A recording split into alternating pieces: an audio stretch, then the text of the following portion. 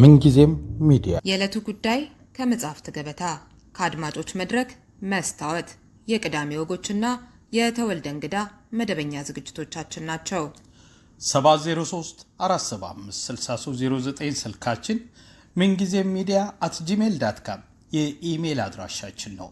ሰብስክራይብ በማድረግ ቤተሰብ ይሁኑ። ምንጊዜም ኢትዮጵያ።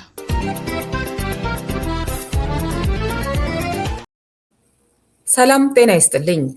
የምንጊዜም ሚዲያ ቤተሰቦች ከእናንተው ከአድማጮቻችን ከተላኩልን መልእክቶች መካከል ለዛሬ አቤል የኪዳን ልጅ ሂስን በተመለከተ የጻፈውንና በራሱ ድምፅ ያነበበውን ጋብዘናችኋል።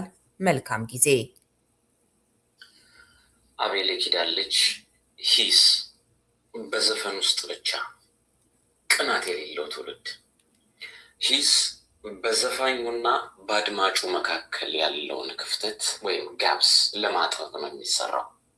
አርቲስቱ ያሉትን ጥሩ ነገሮች የበለጠ እንዲያጠናክርና ለቀጣይ አሁን የጀመራቸውን መልካም ጎኖች በተሻለ ከፍ እንዲያደርጋቸው፣ ደካማ ጎኖቹን ደግሞ በቀጣይ እንዲያርማቸው ነው።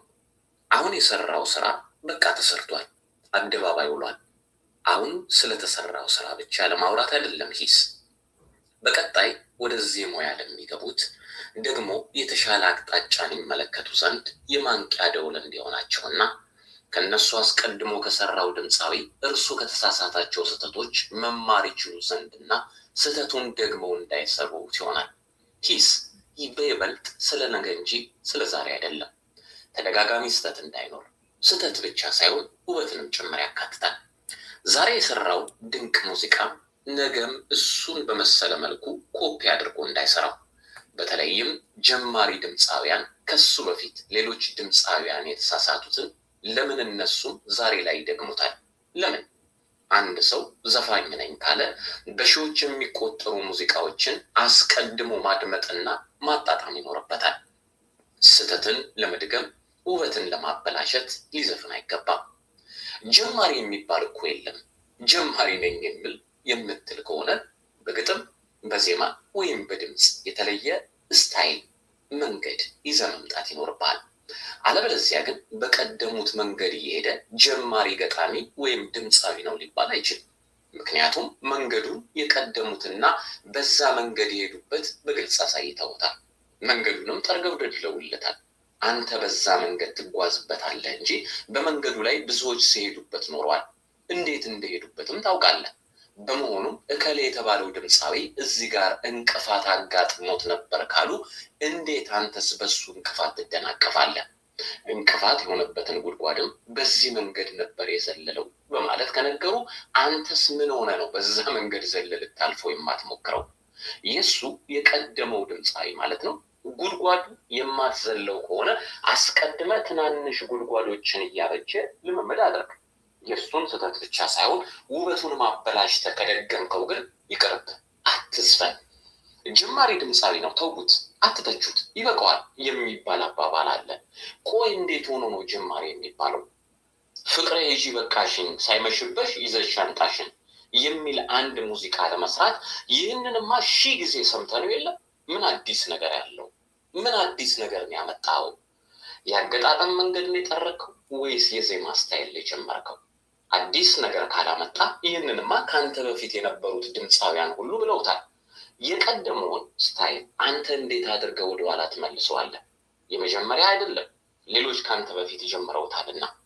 አንዳንዶች አሉ አስተያየት ሰጪዎች በመጀመሪያ ዘፈኑ እንደዚህ ከዘፈነማ በቀጣይ የት ይደርሳል የሚሉ። በመጀመሪያ ስራ እኮ ነው እንደ እንትና መሆን አለብኝ ብለህ መነሳት ያለብህ። በተጠረገልህ መንገድ ላይ አንተ ትሳሳታለህ። በእርግጥ ስህተት በስራ ውስጥ ያለ ነገር ነው። ነገር ግን አንተ የበለጠ ለምን ትደክማለህ? የቀደሙት ድምፃውያን ብዙ አስቸጋሪና ጠመዝማዛ የነበረውን የሙዚቃ መንገድ አደላድለው መስመር አስይዘውልህ ያለ አንተ በዚህ መንገድ ስትሄድ ከፍ ማለት የማትችል ከሆነ ቢቀርብስ? መንገዱ ላይ ባትሄድበትስ? የቀደሙት ድምፃውያን እኮ ባልተሰራ መንገድ ላይ ነበር በጭንቀትና በውጣ ውረድ መንገዱን በጥረታቸው ደልድለው ትተውልን ያለፉት። እንደገና ደግሞ ተምሳሌት ወይም ሞዴል የምትለው ድምፃዊ ሊኖር ይገባል። ማን ነው ያንተ ሮል ሞዴል? ራስን መጠየቅ አለብን። ዝም ብለህ የቀደሙትን በመናቅና በማጣጣል መንፈራገጥ የለብህም። እንደማን ነው መሆን የምትፈልገው? እንደ ጥላሁን ገሰሰ በዓመታት መካከል የማይለወጥ ባለወርቃማ አንደበት ድምፃዊ? እንደ አስቴር አወቀ ሮማንቲክ ድምፃዊ ፍቅርን በተለያዩ መንገዶች እንደተጫወተችው? ቅናት በውስጥ ይኖር ይሆን? በትዝታው ንጉሥ መሐሙድ አህመድ፣ በብዙነሽና በሂሩት በቀለ ቅናት ይኖረ ይሆን? በኪሮስ አለማየሁ፣ ባሊ ቢራ፣ በመልካሙ ተበጀ፣ በምኒልክ ወስናቸው፣ በሙሉቀን መለሰ፣ በቴዎድሮስ ታደሰ ወዘተ ትቀና ይሆን? ማንን መምሰል የምትፈልገው ሮል ሞዴል ሊኖር ይገባል። ዝም ብለህ ወፍ ዘራሽ እንደሆነ በድንገት ብድግ ብለህ ከኔ ወዲያ ላሳር ማለት አይገባም። ሞዴል ይኖረ ሞዴል ይኖር ሲባል ግን ምሳሌ በሆነ ድምፃዊ ልባዊ ቅናት ሊኖር ይገባል ማለት እንጂ እሱን ፎቶኮፒ ልታደርገው ይገባል ማለት አይደለም። ብዙ ጊዜ እንደምንሰማው ድምፃውያን ሲናገሩ ስቱዲዮ ገብቼ ድምፄን ሲሰሙ ልክ አስቴር አወቀን ይመስላል አሉ ትላለች አንዷ። አስቴር አወቀን የምትመስል ዘፋኝ አንፈልግም። በቃ አንድ አስቴር አወቃለችን፣ በቃ እሷ ትበቃናለች።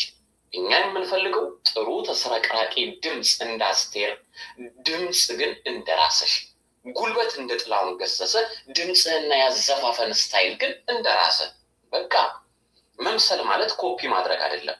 ኮፒ የምታደርግ ከሆነ ይቅርብን። በጥሩ ነገሩ የማትቀና ከሆነና ወደ ተሻለ ከፍታ የማትሄድ ከሆነ እሱ የነበረበትን ስህተት ተምረ ከስህተቱ የማትማር ከሆነ ለመሆኑ ግን የቀደሙ ድምፃውያን ስራዎቻቸውን ታዳምጣለህ? የቀደሙትን ማጣጣል መቻል ግዴታ አለበት። የቀደሙትን ማጣጣም መቻልም ግዴታ አለበት። ከነሱ የምትማረው ብዙ ነገር አለና ወደ ሙያው ለመግባት እንደሚሻ ድምፃዊ ማለት ነው። መንፈሳዊ ቅናት ያስፈልጋል። መቅናት አለብን። የማትቀና ከሆነ ግን የቱንም ያህል አቅም ቢኖረ ባለበት ስትረግጥ ነው የምትኖረው። መልካም።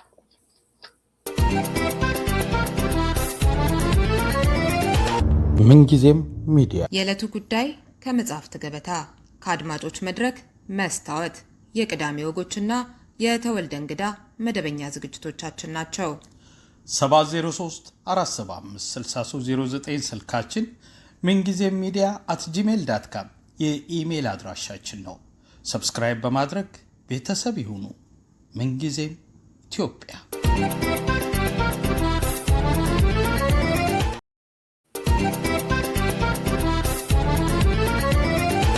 ምንጊዜም ሚዲያ የዕለቱ ጉዳይ ከመጽሐፍት ገበታ፣ ከአድማጮች መድረክ መስታወት፣ የቅዳሜ ወጎችና የተወልደ እንግዳ መደበኛ ዝግጅቶቻችን ናቸው። 703 475 6309 ስልካችን፣ ምንጊዜም ሚዲያ @gmail.com የኢሜል አድራሻችን ነው። ሰብስክራይብ በማድረግ ቤተሰብ ይሁኑ። ምንጊዜም ኢትዮጵያ።